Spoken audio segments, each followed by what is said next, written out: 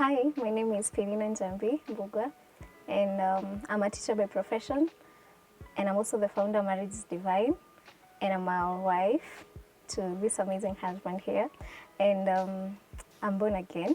I love the Lord as my personal savior, and I'm happy to be here. Hello, I'm Wilson Kimotho Kibia, born and raised in Peketoni, Lamu. I work with one of the discipline forces here in Kenya. I'm husband, I'm born again.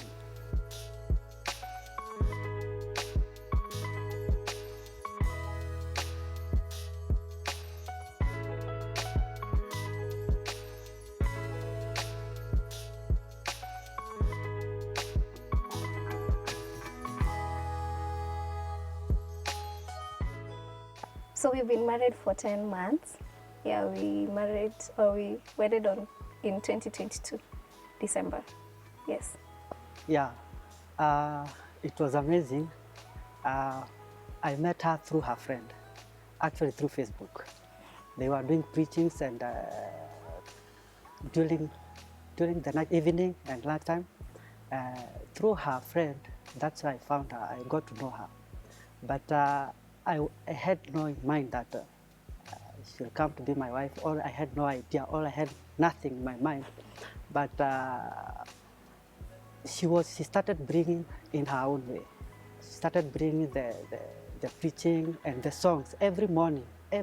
Whenever I woke up, I used to follow her through Facebook. So from that time, I started following her, and that's how we came to know each other. Yes.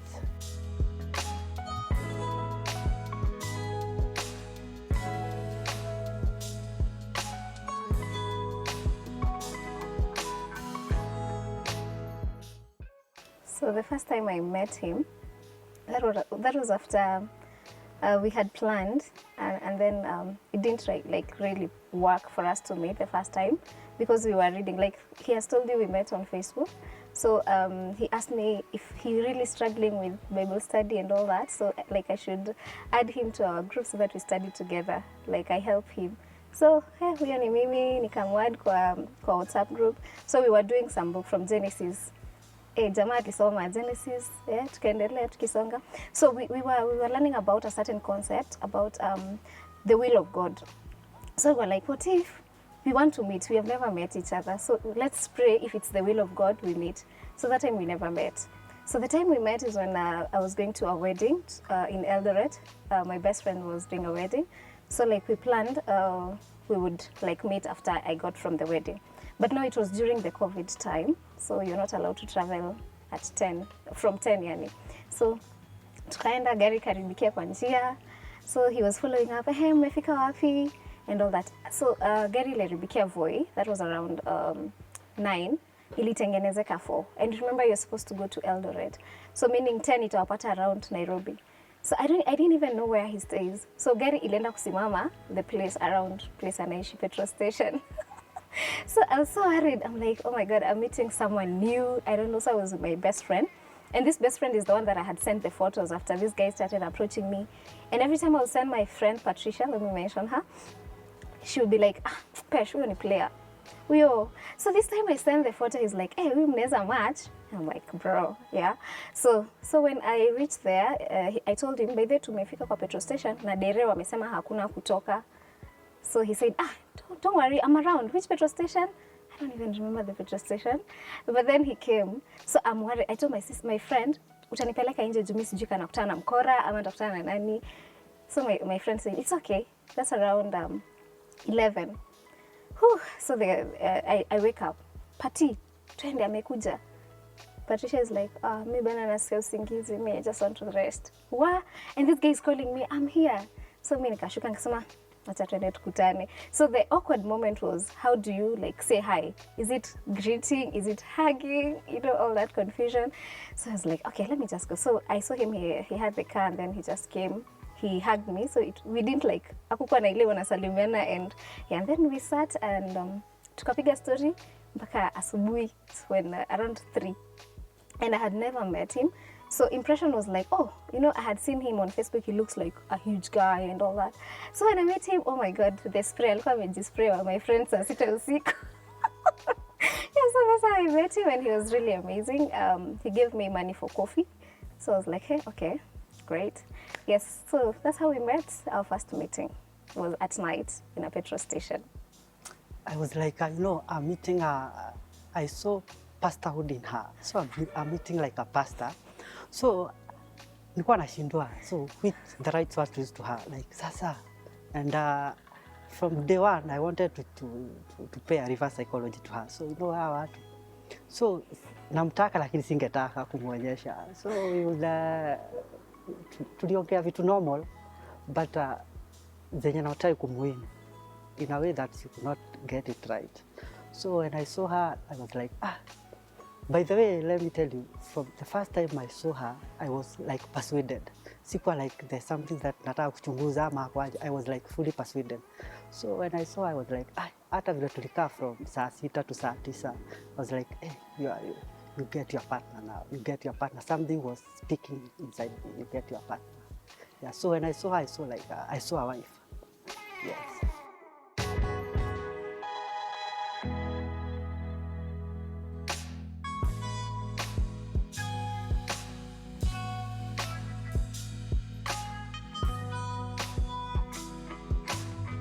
So after I went back, we never met after that, but we continued talking. But this guy, he never said like he loves me or something. So it's just, God bless you, you're a woman of valor, you're so many like, oh, say. And the other guys were like, we were talking and all that. So this guy never like said that I love you or something. He was just like, hey, you're blessed, hey, you're amazing, God is taking you places, I can see you in future, you're going to be great. And I was just like, bro. Okay, so we planned for a meeting. He came to Mombasa. I was staying in Mombasa then. So he came and then he told me, I think we went for a date. And then he was like, I've been thinking about you, and I think we can be friends.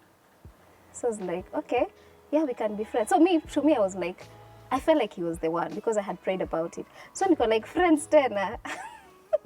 I mean, yeah, so we had a meeting and we said we should try. I didn't say like I want to go and pray about it because I had already prayed about it. Yes, so yeah, that's how we started dating. Yeah, and he was very intentional in like, I have come, I just want us to get married. There is nothing like, just trying and all that, yeah. So that was it.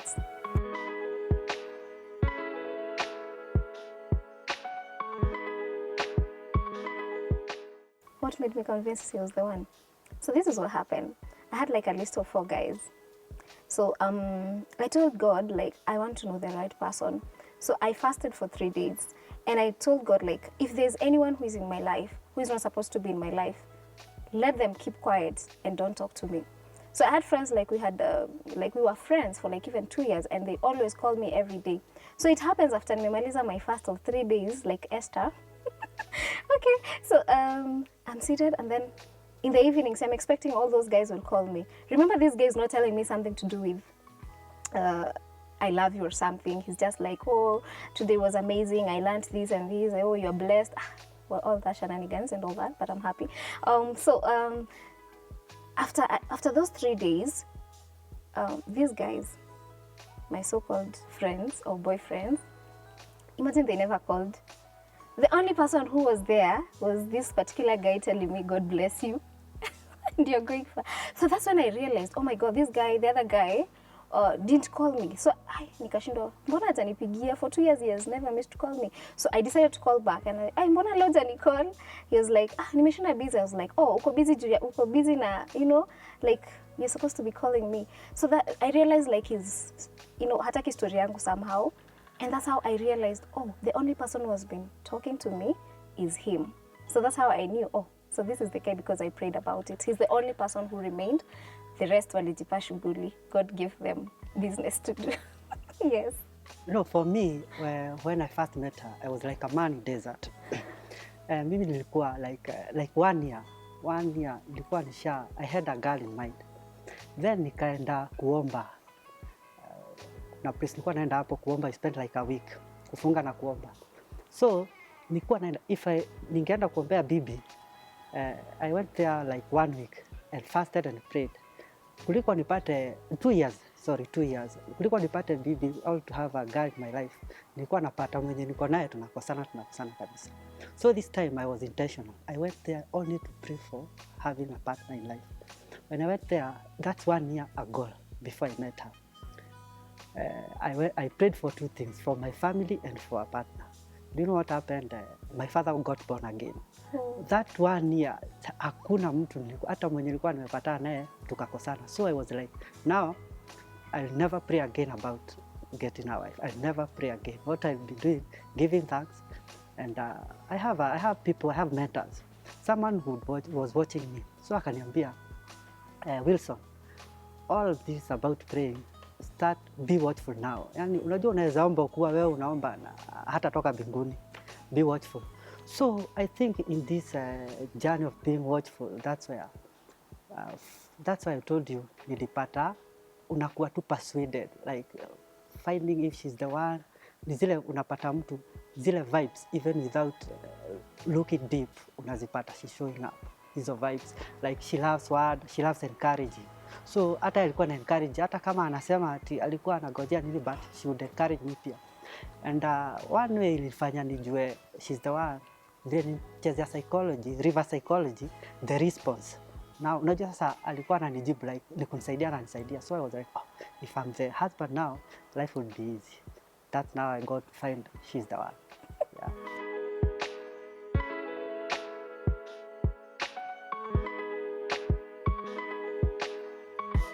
It was fun, it was lovely because one, it was a distance relationship. She's in Mombasa, I'm in Nairobi. And again, sikuwa ijua most of her friends. It's only one friend. Tulifind kujua her friend, we come from the same area. So, but unfortunately alikuwa anaishi Nairobi and she's in Mombasa. So nilikuwa na plan about the proposal, but ina fail. Every time na plan because I will not have time. Wakati nataka kwenda Mombasa, she's engaged. Kuna job nini. So our proposal was after the ratio. So I wanted one, nilikuwa nataka kumpigia JKA after she landed, but nikaona haileti. So our proposal was one of the gardens in Nairobi, and ilikuwa surprise kwake because it was somehow tulijifanya nimeshikwa. Actually kulikuwa na maaskari, and it was alilia. First alilia na kunitetea, sijai kosea, sijai kuwa mwizi. Then akanifind nyuma yake. Sasa hiyo ameng'ang'ana na maaskari huko ati wanataka pesa ngapi, kuangalia nyuma na nipata. And you know, for me proposal, it was, hiyo nilikuwa nimemwekea kwa sababu if you look like ratio, it's a promise to the parents. Wedding, it's a promise to her and God and the people around. Proposal, it's a promise to her. You see, so nilikuwa nimeinvest kidogo with proposal. Please hakuna watu, our friends and the photographer. Now with our maskari, we find along the way. It was lovely, though alilia like, so she was like, mbona unafanya hivi? Then anafurahi. Mbona unafanya hivi? Then anafurahi. It was so lovely.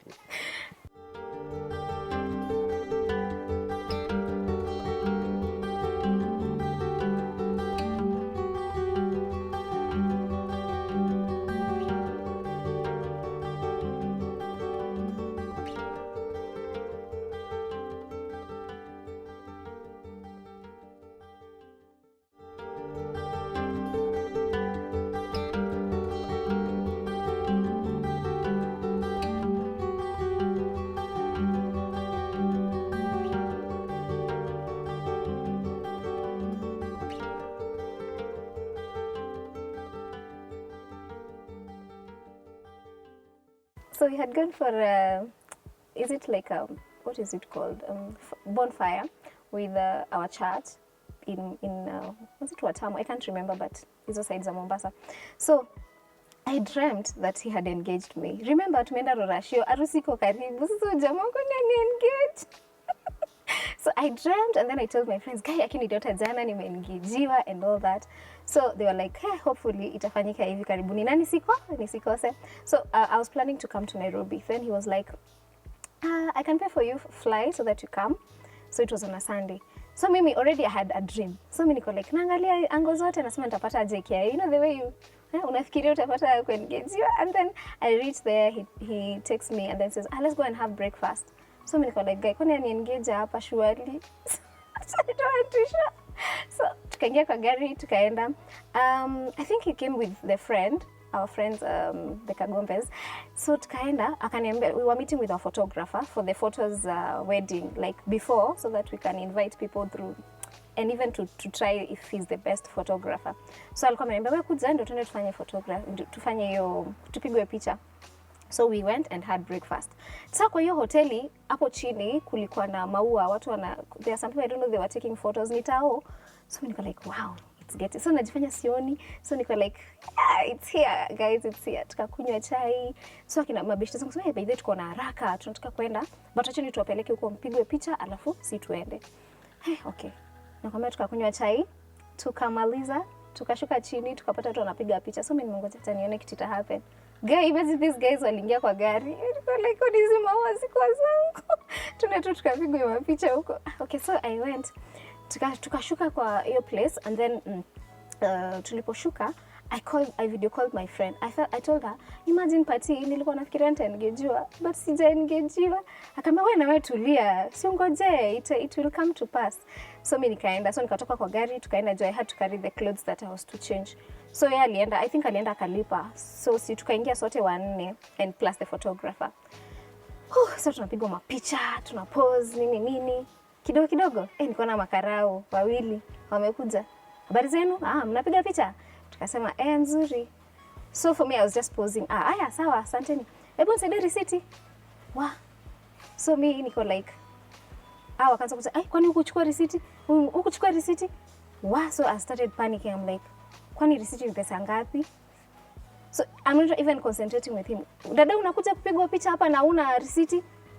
Nikaanza kugai, kwani nyinyi mkulipa? Nikauliza kwani ni pesa ngapi basi mimi nilipe? Unatuongelesha hivyo, si ndio? I'm like, oh my god. Mimi sasa tutafanya aje? So I was like, I wanted to ask him, why have you been quiet?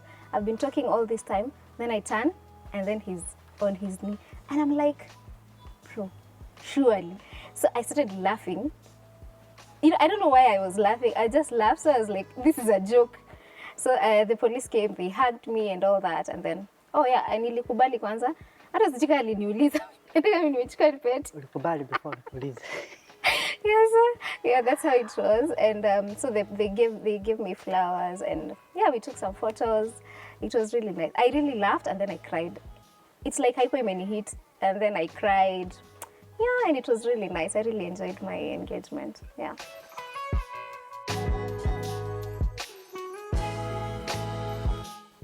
In our ratio, there was a culture shock. First, tulifanya mistake moja. Like, kwao, she comes from Voi, kwetu ni Lamu. Wazazi hawajui. So, yeye tuliplan na yeye aende home. Aende atuita kama friends. Ndio after kwenda home kwao ataambia wazazi, unaona the friends that were here, one of them ndiye na plan shoko nazo. Sasa tumeita ma friends tukakuja kwao. Sasa tukaambia tumekula wewe. Wazazi wake walikuwa wametuchinjia, but her father, as a father unakuwa wise. Alikuwa ameita watu. So unajua anything can happen. Alikuwa ameita watu. So wakati tulienda tukifanywa introduction, unajua sasa akatuambia yeye anataka kujua watu because alikuwa ameambia wazazi wake hawa ni watu tulikuwa tunasoma na wao. So wakati tunafanywa introduction, mtu mmoja, my friend, akateleza ulimi. We have seen something here. And that's why I've come. Kuna mbuzi Alisema maua. Kuna maua tumeona huku ndio tumekuja kujua boma. Like babake alikuwa ametulia na tuangalia hivi tukifanya introduction, he was like so for me nikajua hapa alikuwa. So tumeongea tukamaliza. Her father was disturbed like, mbona msichana wangu hakuniambia, but you could read from far. So after tumefanya introduction wakaitana kando, wakasema because of what we have mentioned, hiyo siki tunaweza ongelelea kwa watu. Tukaitwa kwa room of which we did not plan for that.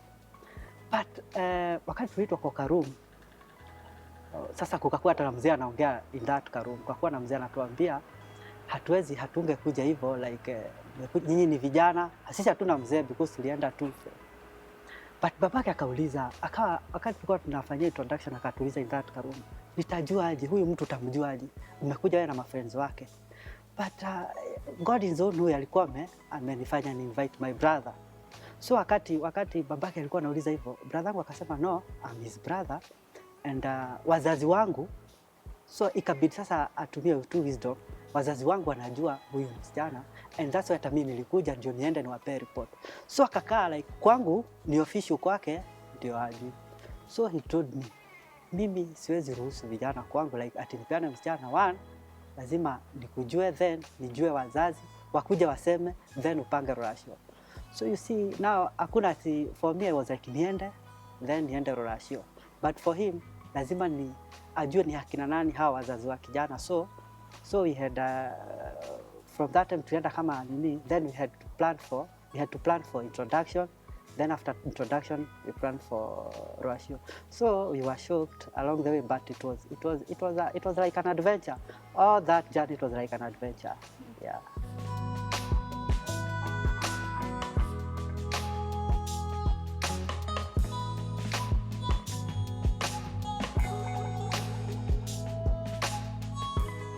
So our ratio was really amazing. Like the decor, you know, it was great. The beat that really, it was something else. So I told my dad, the ratio we can invite like 200 people.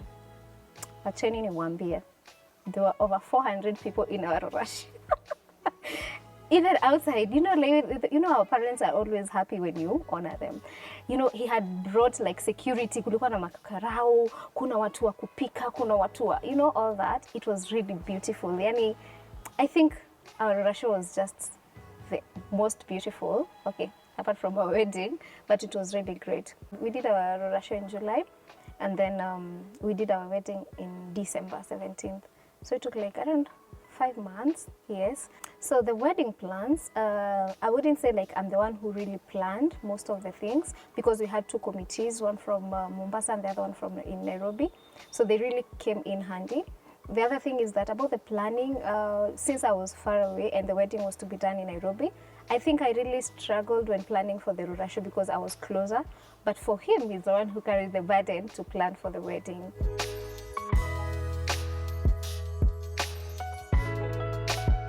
The wedding somehow was hectic, but thank God for the friends and family he brought on board.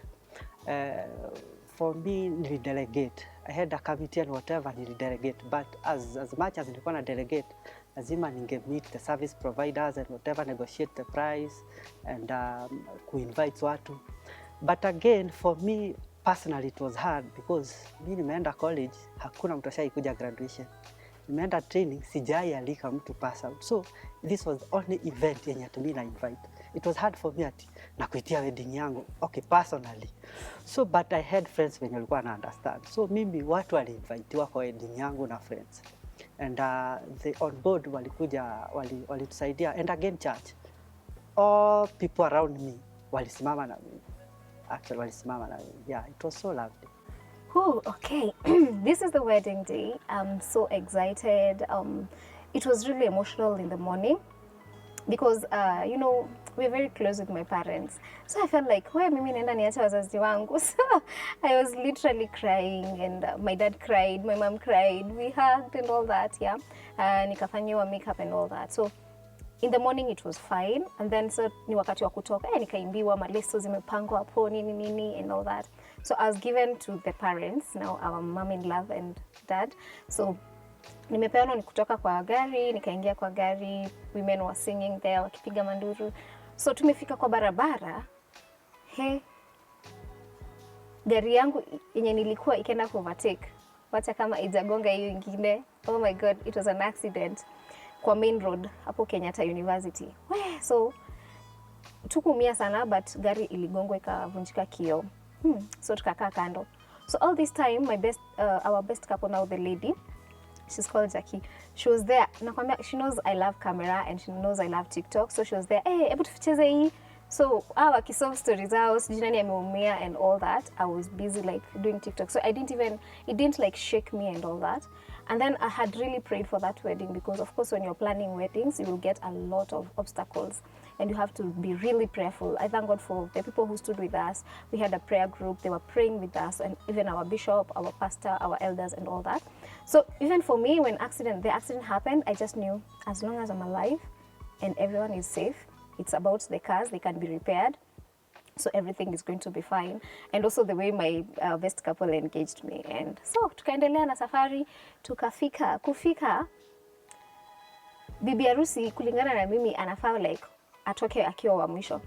The ladies are singing there. Oh my God. Hey, the lady Mohiki wacha ashuke. Kaisa mimi niko like mimi sishuki sasa, hata wako wapi au ma bride? Wanaitwa ma bridegroom. Wako wapi? They're not there. Oh my God. So I'm like, where are they? So tukakaa hapo, mimi sikutoka kwa gari by the way. Ilibidi tu nikae hapo nikasema mimi siwezi toka watu waone nimevaa dress gani na hata bwana harusi hajakuja. So kumbe the bwana harusi walikuwa wanataka kukuja na boat. So wamelipa msu wa boat. Alafu basi ndio msema mwambia sasa hata nikuje. So for them they are waiting for us to karibia ndio wakuje na boat. Guy, huyo msu wa boat hapatikani. So wase walibidi wakatembea to the venue.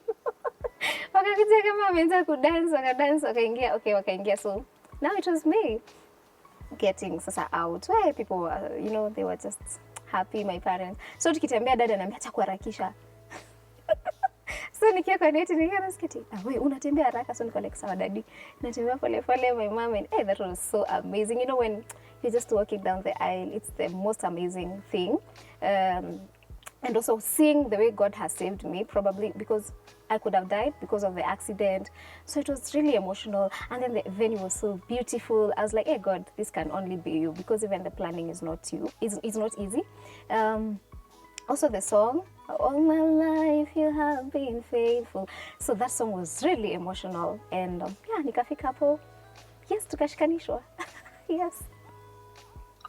In addition to that, and during the wedding day, like jana yake, okay, that wedding day, like shetani alikuwa ameamua. Jana yake gari ya tents ilikuwa imehijackiwa. Actually siku yote viti na tents ilipatikana like 7:30 in Karen. So but nobody would tell me that. And again, that night to the wedding, sasa asubuhi yake 4, my mom called me. Akaniambia, my heart is so heavy, but I have called you to give you my blessings. Together with your father, we have called you to give you our blessings. After, sasa mimi nilala like 9, nienda like 3, nienda kujiwekelea hivi ndio hii. Unajua hizo mahesabu. Asubuhi, and again Bishop called me. Akaniambia, without anything that will happen. Si unajua imetokezea that God has blessed this day. But mimi sikujua, was like, but nikaanza kujiuliza, hizi si mbili, kwa nini imehappen? So ndio tukaenda, ndio tukumbe hizi vitu zote like hizi tents zilihijackiwa, viti zilihijackiwa, but the service provider alitafuta plan B. And again ndio hii tumefika huko kwa wedding. Nataka kuja na boat as to entrance, hakuna boat amepotea. Ndio huyo hawa watu walipata accident later, ndio nifind kujua. But nikakuja kujua kumbe with prayers, that is, with all the battles, even if you are doing a good thing, there will always be a battles. But kuna hiyo precious moment when you overcome the battles.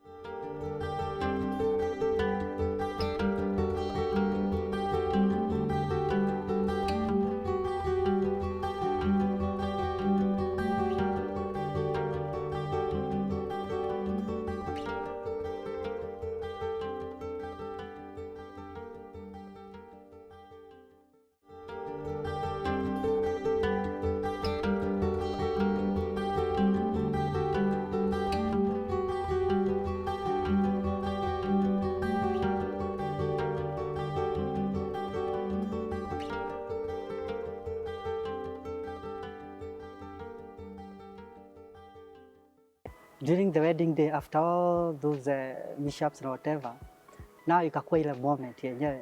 You know, for me, in mind I knew now, but haiko imenihit individually, like you are getting married.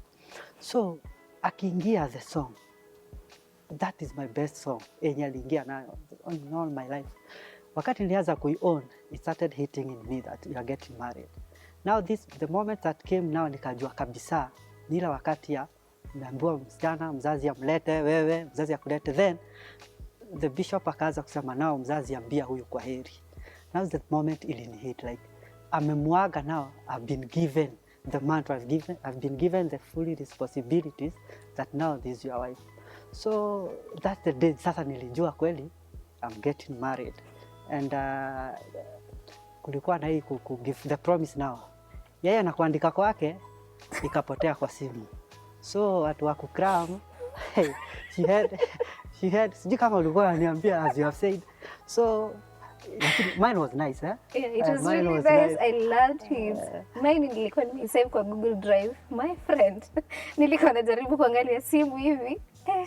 I couldn't find. And then the bishop was like, just say it from your heart. And I was like, I took time to write that. Typing and saving it. I cannot find it.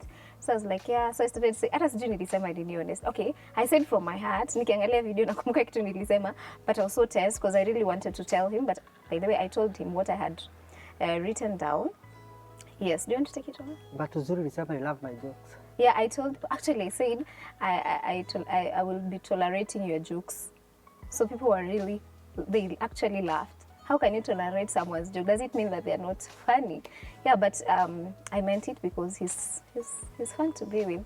Okay, so after that we went for to take photos, and then we came back and the women were singing, everybody, yani our MC was amazing, MC Sunny. He was really, really great. We danced and all that. By the way, our wedding ended around 4:30. So like we were within time because we had people who were traveling. Also the highlight of the wedding was the gifting.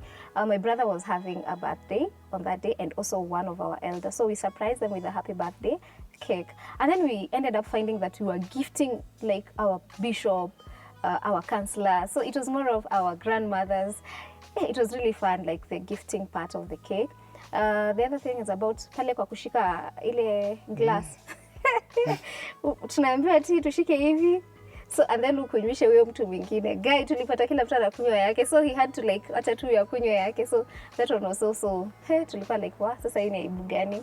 We wanted to have a certain, songs and certain songs, but that didn't happen.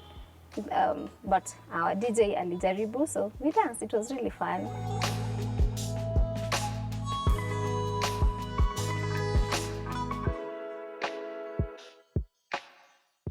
After all these lovely things and happiness and excitement zimeisha, now these two of you. So after we went somewhere, although see place yenye, actually I came to find place yenye nitapeleka every time. It was on December. We did our wedding on 17th December. So mistake I did, I never booked earlier. So the place I had in mind, fully booked. Actually, we took 2 nights somewhere before we find our place in the place that we wanted to go. So now these two of us, now this the honeymoon. After honeymoon, this now the marriage. 2 of you in Mombasa, and the other one is working in Nairobi. Now, now, sasa nimekuwa. How will I be coming? Because during dating, you can take even 1 month, 2 months. Mnaongea na simu. Yeye anaweza kuja briefly arudi. Now this the marriage, and now you are building a home. It was not easy, but one thing I told her, hata kama we will take long, but for me, hatuta take long before we come together. Even if it's working, I better get transferred to Mombasa, ama you get transferred to Nairobi. But deep in mind, nilikuwa naambia Mungu yeye akuje Nairobi. Really? But to her, nilikuwa namuonyesha, no, I sacrifice. So now marriage ikatuhit. Now it's 2 of you, and this is the person now, wedding, love is blind, but marriage opens your mind, opens your eyes. So now you start seeing the weaknesses, you start seeing the other person of her. No, the marriage part now, it was all about accommodating.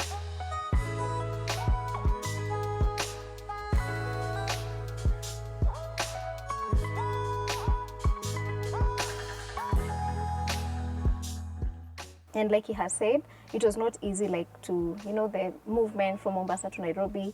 And so we prayed. Actually, I didn't know that he was saying that chini ya maji. The way we prayed, surely could you do that?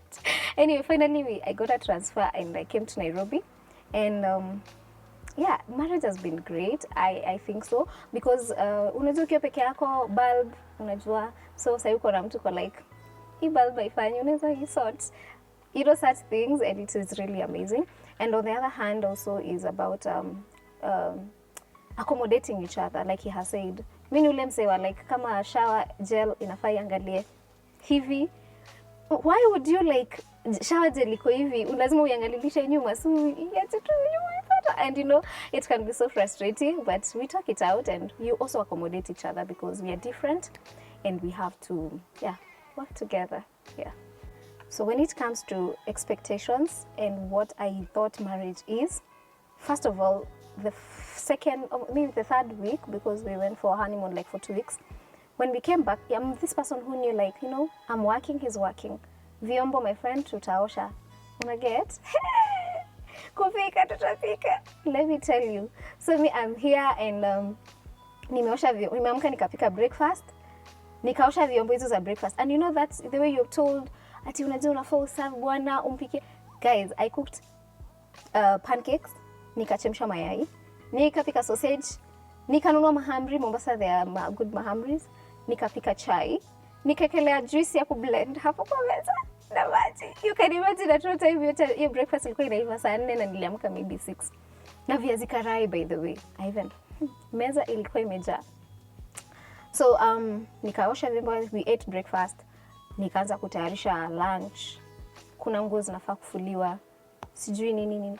Jioni ikifika, I'm so tired and I'm like, kwani huyu jamaa, I mean, he should be helping me, because for me I think like nikikata kitunguu nakata tomato sawa. Jioni, so hiyo jioni kapita. The following day again, the third day I was mad. I didn't talk to him.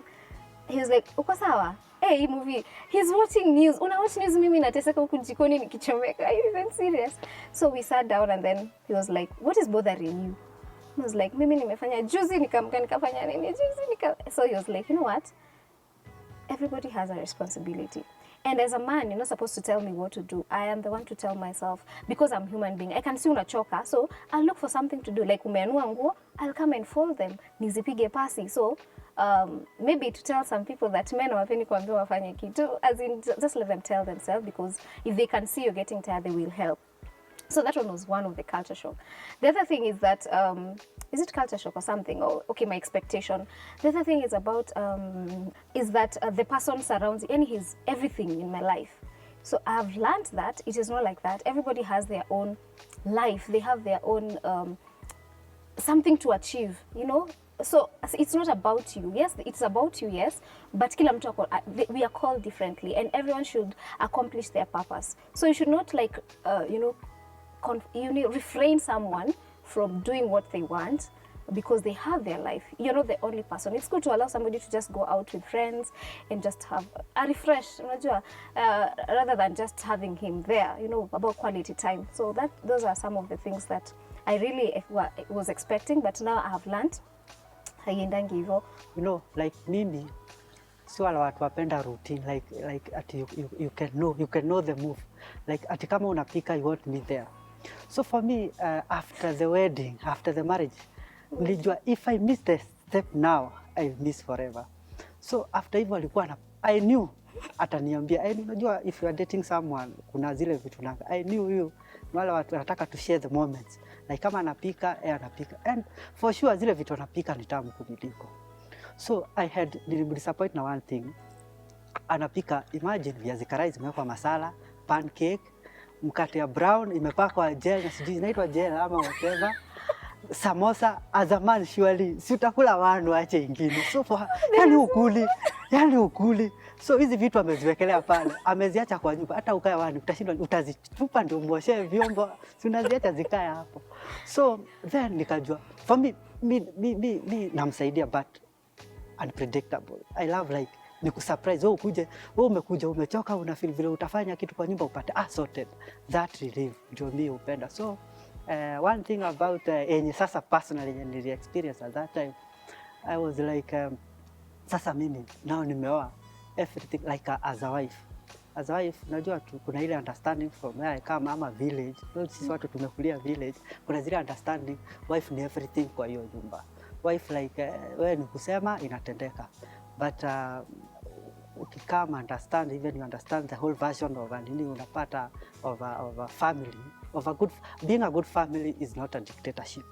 So nikakuja kujua like there are some things, hakuna kitu ya a lady. If you want to do things together, hakuna kitu ya lady. It's only what we experience in strengths. What she's strong with, her strength, that's where you venture in. So for me, nimekuja ku understand investing in her strengths, nisijione like that's my weakness, and being proud of my weakness so that she can cover up.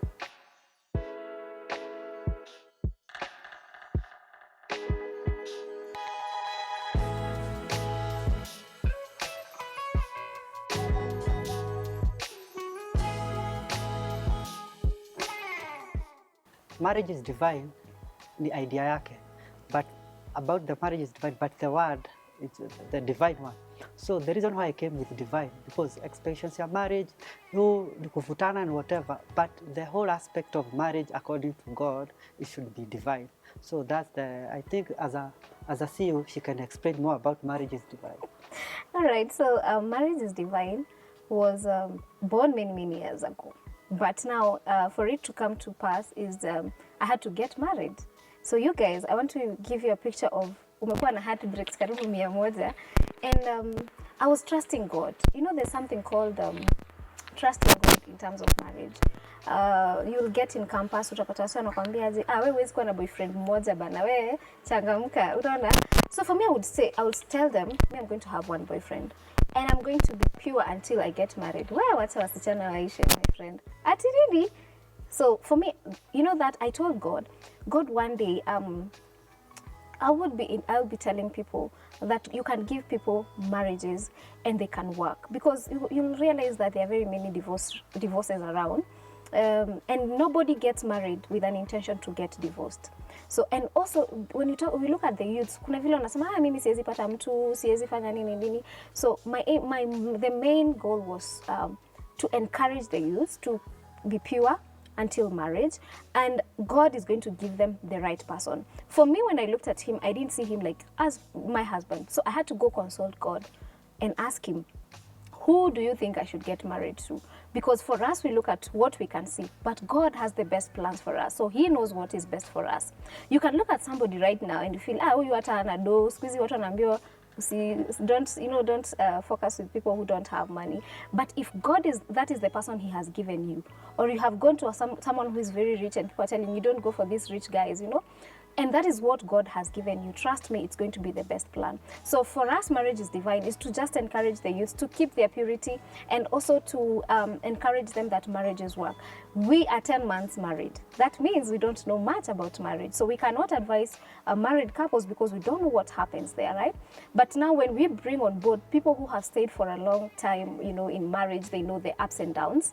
That's why we have Marriage is Divine, so that we can show people, apart from whatever has been shown about the negativity of marriage, there are still people who are thriving in marriage, and they are fun and they are happy about it. So that is the whole goal about Marriage is Divine. So we talk to the youths. It has not grown so much, but we are trusting God for reaching out to very many youths. So far, I have gone to one meeting with the youths. I've talked to them, and it was really amazing. They saw another picture, because the world has this negative attitude towards marriage. I want to mention something. Marriage is not an achievement. So somebody should not say that, I want to, get married. That's why I started by saying that everyone, even when you're getting to marriage, everyone has their own purpose. So you're just here, yes, but to support someone's purpose in this life. It would be so wrong for somebody to get married and just stay married and nothing else to change the world or even to influence the society. So yeah, that's Marriage is Divine. We do t-shirts, by the way, and bottles. One thing I love about you, as much as the Bible says women should submit and man should love their wives, but you know how to love. Oh, okay, you don't know how to submit? You know how to love. So as much as, nimesema as much as, you know how to love. And I love how you care. By the way, it's something that I have learned from you, caring and your tender heart. Those are three things that zinanifanya nikuja nyumbani mapema. Yes. All right, great. Thank you so much. 3 things that I love about you. I'm not sure they are 3, but they're more than that. But it is your, the way you push me. You need to do this. You can do this. Marriage is divine. You have to work over this because you can do great things. So just that encouragement. Number 2 is your heart. You really you have taught me about forgiveness, and I really love that, to just have a pure heart. By the way, I'm praying towards that I just want to have that pure heart of forgiving people even and not carrying offenses. And the third thing is, just taking me around, drive, and we just watching and seeing things and going to the hotels and eating lunch. Yeah, and laughing. So I really love those things and many more. Thank you. Hi, We are the Kimothos, and this is our love story.